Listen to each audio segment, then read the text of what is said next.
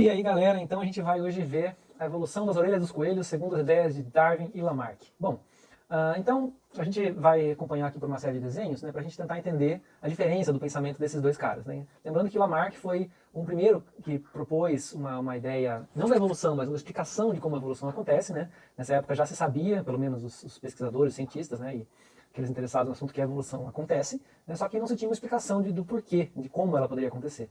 Então Lamarck, né, ele propôs uma ideia que, né, até hoje ela faz sentido se a gente for, né, acompanhar o raciocínio dele, né, mas foi Darwin que propôs a ideia que hoje segue aí sendo a base da teoria moderna da evolução, com claros acréscimos aí do que a gente aprendeu desde então.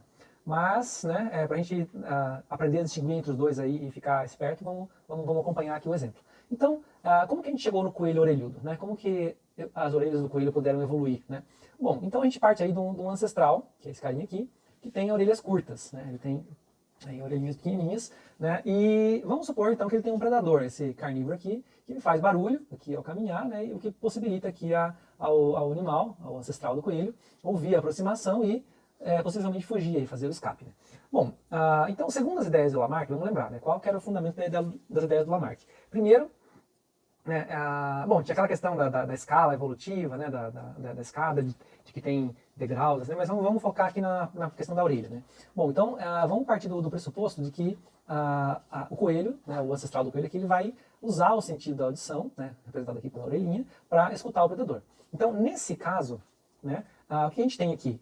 Ao fazer o uso dessa audição, ele vai ter um desenvolvimento desse sentido, né, que é aquele que a gente conhece pela lei do uso e desuso, né, que de fato acontece. Né, se você apura o ouvido, né, se você tem um cuidado de escutar, de ouvir música e em detalhes, você consegue ampliar a sua capacidade auditiva. Né, uma pessoa que perdeu a visão, por exemplo, né, ou aquelas pessoas que perderam os braços ou as mãos e começam a pintar com os pés, desenhar com os pés. Né, qualquer um de nós que tentava fazer um desenho com o pé, fica uma coisa horrorosa, né, provavelmente.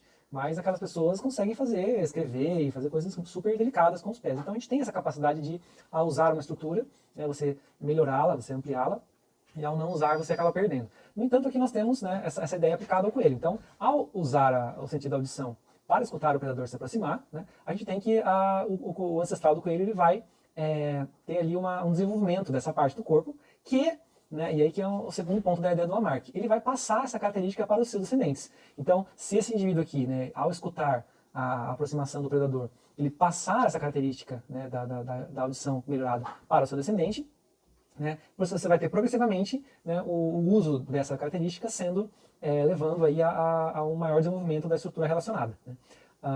Problemas nessa ideia. Né. Bom, então vamos colocar aqui, essa é a ideia do Lamarck.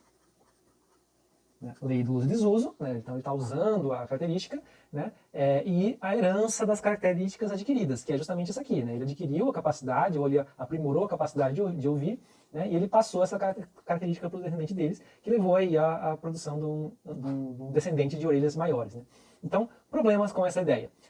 Bom, já era conhecido, né, que o uso e desuso é uma característica que é observada nos seres vivos. Né. No entanto, né, a herança dos caracteres adquiridos ela não se verifica entre os seres vivos, né, de modo geral, né, com algumas exceções que a gente vai ver na aula de genética lá. Então, o que acontece? Entre seres humanos, se você for pensar, né, a prática de atividade física, né, você desenvolver ali músculos, a prática da educação, né, você ser culto, desenvolver uma inteligência, né, um raciocínio, lógica, pintar o cabelo, fazer chapinha, fazer permanente, né, alargar a orelha, aquelas práticas mais drásticas de alongar o pescoço, colocar, né, ornamentos. Você modifica o seu corpo, né, seja pelo uso e desuso, seja por algum aparelho, por alguma tecnologia, mas essas características não passam adiante para os seus descendentes. Né? Por quê? Porque você não consegue alterar o DNA do indivíduo. Então, por mais que esse indivíduo aqui ele tenha tido, né, o uso da sua audição aprimorado ao estar enfrentando aqui o predador dele, né, essa característica ela não vai passar geneticamente para o seu descendente, né, mesmo que ele tenha ali algum tipo digamos, de esforço, de uso no seu ciclo de vida para realizar essa fuga. Né? Isso não vai passar para o seu descendente. Porque a gente sabe hoje que o que passa dos descendentes é do pai coelho o espermatozoide e da mãe coelho o óvulo. E o que vem aqui dentro? Aqui dentro vem, lá no núcleo dessas células, vem o DNA. Né? E o DNA, a gente sabe pela bioquímica, né, que ele não é escrito ele não é editado pelos seres vivos de forma benéfica ou maléfica. O que acontece neles são mutações aleatórias, né? Então, fatores como radiação, algumas substâncias, erros mesmo do próprio ser vivo, acabam dando a essas células mutações, né, que podem ter aí efeitos diversos, né? Os famosos mutantes, né? Que parece coisa de X-Men, né? Mas exatamente, né? Mutações, né, no DNA das células trazem mudanças, né? Trazem características novas, vamos dizer, né? Então a orelha do coelho é uma característica nova, né? Uma orelha maior é uma característica nova, né? Então vamos agora deixar o Lamarck de lado, vamos pensar do ponto de vista do Darwin, né? Então eu coloquei aqui, né, uma população de coelhinhos, né? Reparem que nem todos têm orelhas iguais, eles têm orelhas de tamanhos levemente diferentes, né? Como acontece na nossa população, né? Tem alguns que são mais orelhudos, alguns que são menos orelhudos, né? Como o nariz, acontece tamanho, altura, tamanho do pé, tamanho da mão, né? Cor de pele, cor de cabelo, um cabelo ondulado ou liso, né? Então, uma série de características que diferem nas populações, né, de vários animais e plantas e seres vivos em geral, né, devido a variações genéticas, né, que vão ocorrendo por pequenas mudanças no DNA dos seres vivos, né, à medida que eles vão se reproduzindo e à medida que eles vão tendo, né, cruzamentos entre si, essas características vão se misturando, igual nos seres humanos também, né? Então, os seres humanos orelhas diferentes, vamos pensar aí para manter o tema da aula, que é a orelha do coelho, né? Seres humanos de orelha diferente se cruzam, os filhos vão ter, né, vão puxar a mãe, vão puxar o pai, puxar o avô, puxar a avó e assim por diante. Bom, então o que acontece? Nós temos vários coelhinhos aqui, né? A princípio, vamos imaginar, se eles vivessem num mundo perfeito, né, onde tivesse comida, tivesse água, tivesse abrigo para todos eles, não tivesse nenhum tipo de desafio, né? Então, o tamanho da orelha poderia ser indiferente, né? Ou talvez os coelhinhos pudessem preferir as orelhas pequenininhas porque é mais fofinho, mas enfim. Mas o mundo não é perfeito, nós temos aqui um predador, né, com dentes afiados lá que vai comer esses coelhos na primeira oportunidade que ele tiver, né. Só que esses coelhinhos têm uma chance, porque como ele faz, né, barulho ao se aproximar, né, ele não é perfeito na sua furtividade lá, né, esse barulho vai potencialmente alertar esses coelhos, né. E daí o jogo muda, porque essa prole de coelhos, essa população de coelhos, ela vai ter, dependendo de algumas características, né, uma chance maior ou menor de escutar, por exemplo, a aproximação do predador aqui, né?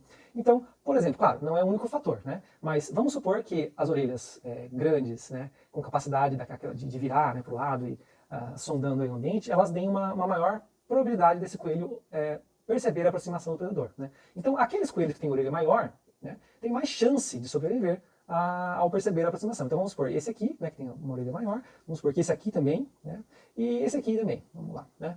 Então, claro, nada garante que esses indivíduos aqui, eles vão sobreviver, nada garante que esses três aqui são os que vão sobreviver, né. Mas essa vantagem aqui, né, da orelha um pouco maior, que vai permitir ele ter uma audição um pouco melhor, vai dar uma maior chance para ele sobreviver. Claro, não é a única coisa. Vamos supor as pernas do coelho, né? Vocês devem saber que o coelho é famoso pela sua agilidade, capacidade de saltos, né?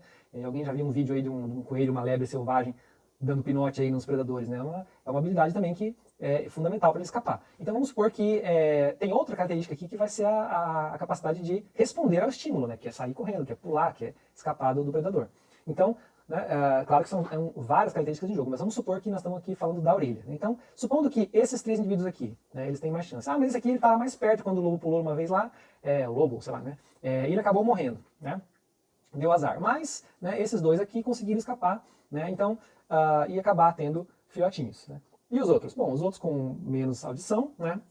Vamos supor que aí 3 acabaram morrendo, um aqui sobreviveu, né?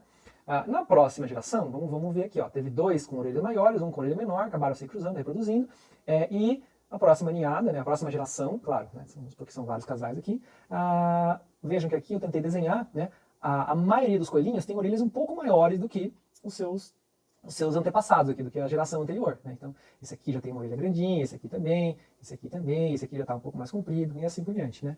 E, claro, né, isso ao longo de muitas gerações, porque o lobo vai continuar se perseguindo esses carinhas aqui, né? Ou os filhos do lobo, né? Que também vão passar por um processo semelhante, né? Aqueles que tinham patas mais lentas, que tinham, né, cérebros mais tapadinhos, não conseguiam armar emboscada, né? Que tinham dentes mais frágeis que quebravam, né, no meio da vida, né? Então, claro, algumas vantagens também vão sendo selecionadas aqui, né? Então, nessa corrida, né? Aqueles que têm as melhores características para essa situação desse jogo aqui, vamos dizer que são orelhas grandes, né? Capazes de perceber, pernas fortes, é claro que a gente está vendo ali, sei lá, um coração resistente, capaz de aguentar a corrida, né? Enfim, daí eles vão enfrentar inverno também, né? Vamos supor que tem que enfrentar frio, dentes para comer. Então é uma série de características que vão estar sendo selecionadas, né, pelo ambiente, né, pelos predadores, pelas condições ambientais e tudo mais, para que os melhores acabam sobrevivendo, né? Então, ou tem uma chance maior de sobreviver. Então, isso ao longo do tempo, né? Através de muitas e muitas gerações, isso vai levando cada vez aqueles que têm as características piores para a situação vão sendo eliminados por esse jogo da vida aí, né?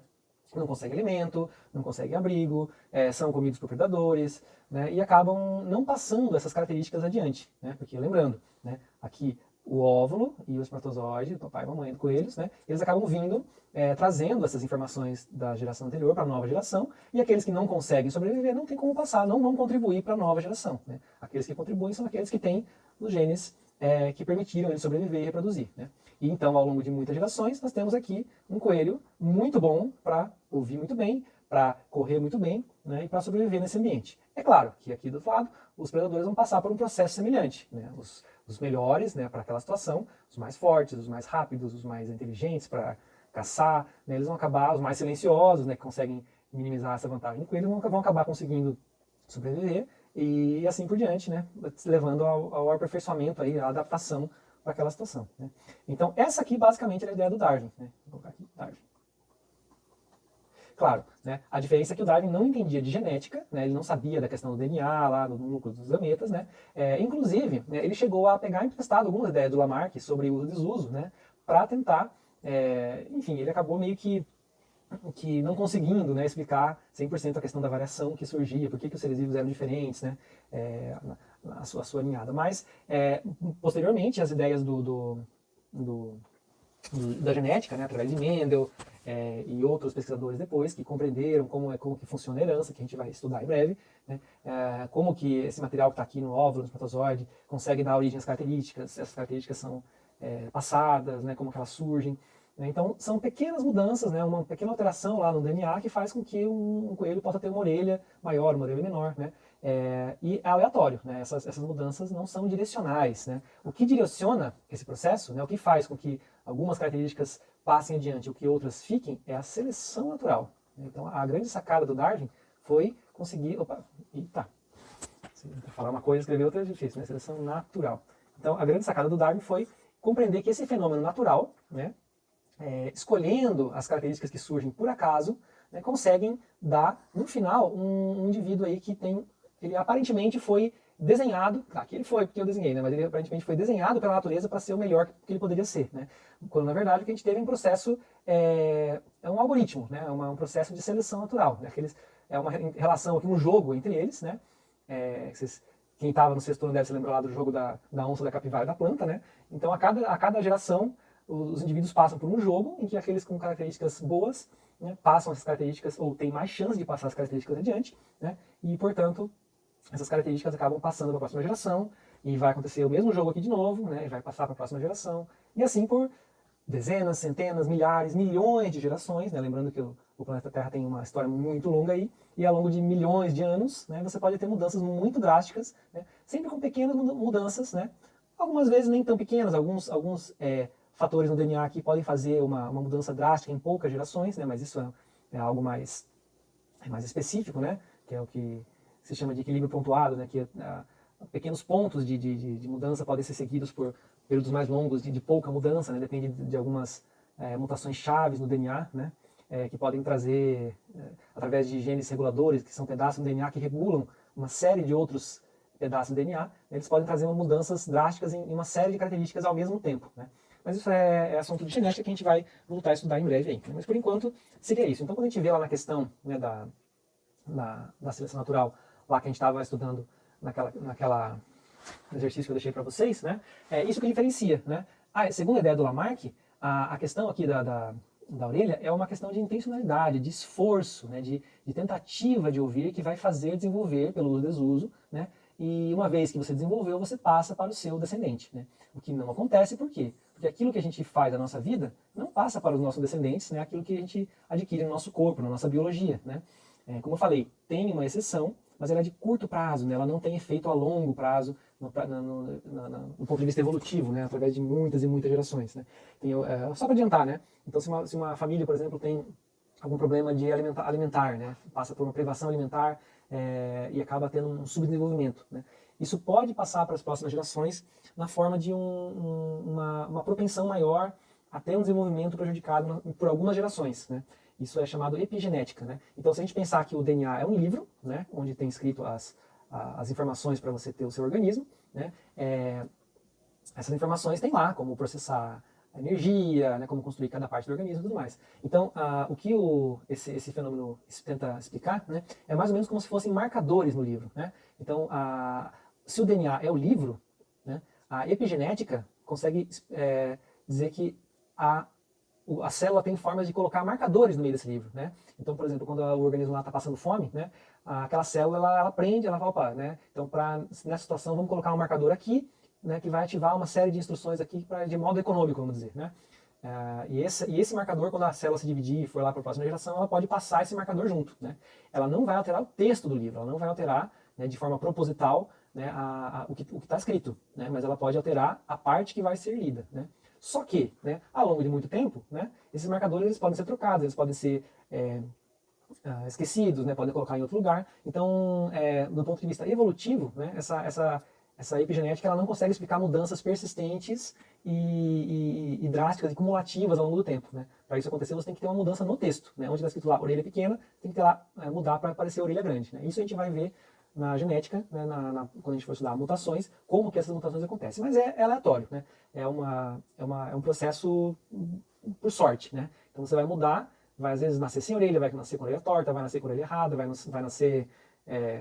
não vai nascer porque vai estar um erro aqui que não vai dar nada, né? Mas em alguns casos vai aparecer uma informação lá que a orelha vai ser um pouco maior, né? Lembrando, por que a gente não vê casos de deformidades? Não? É porque normalmente na natureza, esses indivíduos que têm problemas sérios de sobrevivência, que têm características que prejudicam muito a sua chance de sobrevivência, eles são selecionados, eles são comidos pelo predador aqui e não passam essas características erradas para frente. Aquelas que passam para frente são aquelas que dão ao indivíduo vantagens para que ele possa ganhar nesse jogo da vida, beleza? Então é isso aí. Espero que tenha ficado claro a diferença de Darwin e Lamarck, né? Resumindo mais uma vez, Lamarck, uso e desuso, intencionalidade, né? Tem um objetivo, né? E a passagem dessa característica adquirida durante a vida para a próxima geração.